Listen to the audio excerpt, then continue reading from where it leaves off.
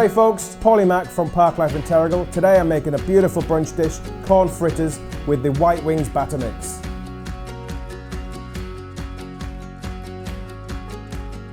Some nice free-range eggs and heavy cream to give it some body.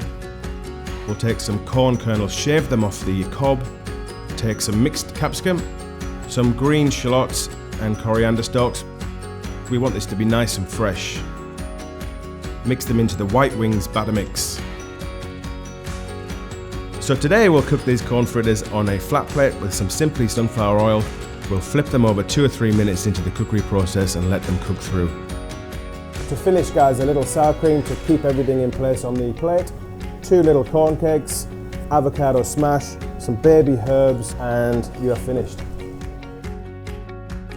So there you go folks, the corn fritters using the white wings batter mix, perfect for breakfast and brunch across your menu.